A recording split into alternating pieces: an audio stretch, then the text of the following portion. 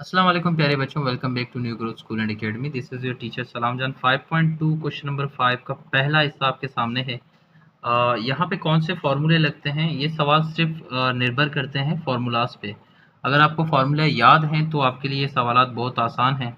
अगर आपको फार्मूले याद नहीं हैं तो आपके लिए प्रॉब्लम हो सकती है।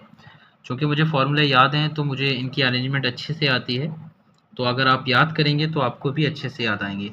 सो फॉर्मूले के मुताबिक पहले आपके पास आएगा एक्स क्यूब जो लिखा हुआ है, उसके बाद लास्ट में आएगा बी क्यूब। तो लास्ट में हम लेके चलेंगे, यहाँ पे क्यूबिक वाला टर्म कौन सा है देख लें। ये नहीं है, ये नहीं है, सिर्फ 1 2 5 ऐसा टर्म है जिसको आप क्यूब में लेके जा सकते हैं। तो आप लिखेंगे -1 2 5। यहाँ तक आने के बाद, यहाँ तक पहुँचने के बाद आप लोग क्या करेंगे, फॉर्मूले का बकाया हिस्सा लिखेंगे। बकाया हिस्सा आप इसका ये है कि पहले पॉजिटिव आएगा फिर नेगेटिव आएगी। तो नेगेटिव वैल्यू उसके बाद ये रही, तो ये वाली लिख लेते हैं हम लोग -15x⁴। इसके बाद दोबारा पॉजिटिव वाली टर्म आएगी विच इज 75x। आपको अभी अंदाज़ा नहीं है यहाँ पे क्योंकि आपको फार्मूला याद नहीं है। अगर आपको फार्मूला याद हो जाए तो आपको बिल्कुल आसानी से अंदाज़ा हो जाएगा कि ये लिखना कैसे है। तो इसका मज़ीद एक स्टेप कर लेते हैं। x⁴ यहाँ पे आपके पास -1 2 5 लिखा हुआ है, तो -1 2 5 की जगह आप लिख सकते हो 5 क्यूब। 5 को 3 दफ़ा या 3 दफ़ा मल्टीप्लाई करेंगे तो आपके पास क्यूब आएगा। जैसे कि 5 × 5 25, 25 को 5 से मल्टीप्लाई करेंगे 1 to 5। सो ये आपके पास a क्यूब, ये आपके पास b क्यूब।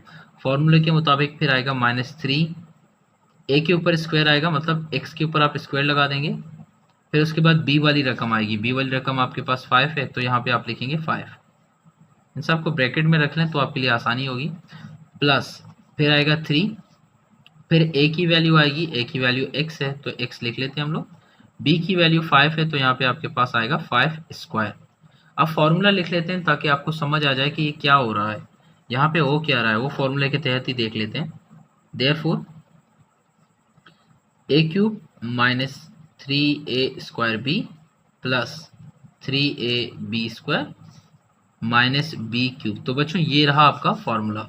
ये फॉर्मूला कहाँ से उठ के आया है, ये फॉर्मूला आपके पास ये वाला है, a - b का होल क्यूब। अब जब इसको ओपन करेंगे तो आपके पास ये पूरी टर्म आएगी, a cube -3a² plus 3ab² -b cube. तो पहले टर्म लिखी हुई है ना x क्यूब, वो a को रिजम्बल कर लिए। उसके बाद 3a² b, ये देखें 3a की जगह x है और b की जगह 5। यहाँ पे भी देख लें +3, यहाँ पे 5 स्क्वायर है। अब इसको सॉल्व करेंगे तो ऊपर वाला ही आएगा, कोई चीज़ आप लोगों ने अपने से ऐड या सब्ट्रैक्ट नहीं की, तो फॉर्मूले को ही आप लोगों ने रिक्रिएट किया है। अगर आप मल्टीप्लाई करेंगे 5 को 3 से तो 15, x² तो मौजूद है, 5 स्क्वायर 25, 25 को 3 से मल्टीप्लाई करेंगे तो 75 आएगा, x तो वैसे ही मौजूद है। तो इस पूरे टर्म को अगर मैं बंद कर दूँ, जैसे इस टर्म को मैंने बंद करके a - b क्यूब लिया हुआ है, तो यहाँ पे भी आप यही करेंगे, जो साइड वाली टर्म है वो उठा के लिखेंगे, तो x - 5 हो जाएगा। इसके ऊपर क्या लगा दें, क्यूब लगा दें। तो बच्चों ये आपके पास आंसर है, सिर्फ इसको 3 दफ़ा लिखना है आप लोगों ने। x - 5 1 दफ़ा, x - 5 2 दफ़ा, x - 5 3 दफ़ा। सो ये रहे आपके पास फैक्टर जो आपके पास सवाल गिवन था। जी ये 5.2 का क्वेश्चन नंबर 5 पार्ट 2 आपके सामने है। इसको कैसे सॉल्व करना है, इसको सॉल्व करने का तरीका भी ऊपर जैसा ही है। वहाँ पे नेगेटिव फार्मूला यूज़ हो रहा था, यहाँ पे आपके पास पॉजिटिव फार्मूला यूज़ हो रहा है, तो ये डिफरेंस है, इसका ज़्यादा डिफरेंस नहीं है कोई। तो अब इसको सॉल्व कर लेते हैं। इसको सॉल्व करने का तरीका ये है, पहले हम 8 को कॉमन ले सकते हैं यहाँ पे, क्योंकि सब में 8 का डिविजिबल मौजूद है, तो यहाँ पे आपके पास 8 कॉमन आएगा। सिर्फ 8 कॉमन निकाल लें। 8 कॉमन निकालने के बाद ये आपके पास हो जाएगा एक्स क्यूब। देखें ज़रूरी नहीं है आप 8 को कॉमन निकाल लें, लेकिन यहाँ से अगर आप निकालेंगे तो आपका सवाल थोड़ा सा सिंप्लीफाई हो जाएगा। तो यहाँ से भी आप 8 को निकालेंगे तो आपके पास 9x⁴y आएगा। यहाँ पे 216xy² है तो यहाँ पे आपके पास आएगा 27xy²।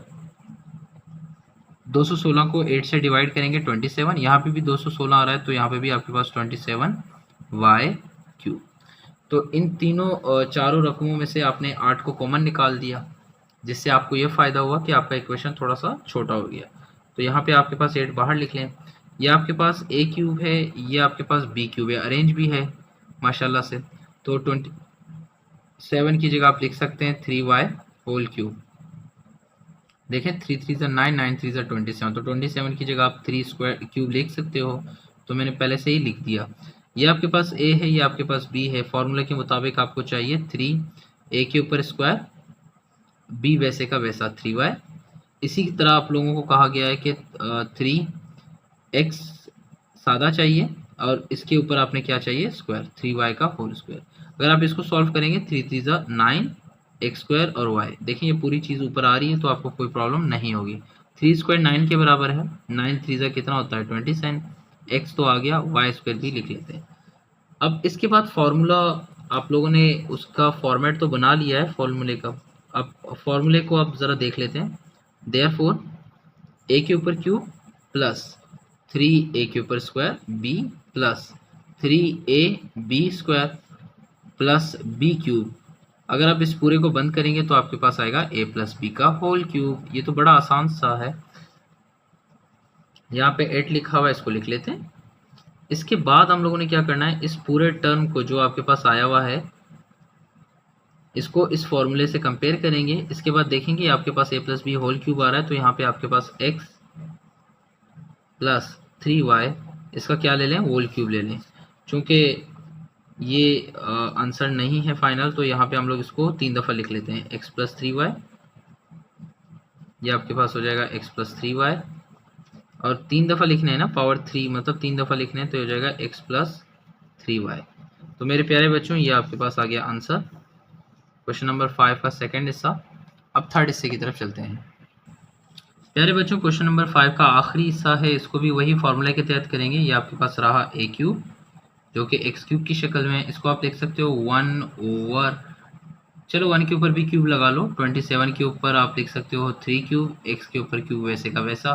चलो एक दफ़ा सेंटर वैल्यू भी लिख लेते हैं, कोई इशू तो नहीं हुई ना यहाँ पे। ये सारी चीज़ें हम लोगों ने कॉपी पेस्ट कर ली, तो सिर्फ 27 के ऊपर क्यूब लगा दिया और 1 के ऊपर क्यूब लगा दिया, क्योंकि 3 को आप 3 दफ़ा मल्टीप्लाई करेंगे तो आपके पास 20, जैसे कि 3 मल्टीप्लाई बाई 3 9, 9 को 3 से मल्टीप्लाई करेंगे 27, तो नो प्रॉब्लम, नो इशू।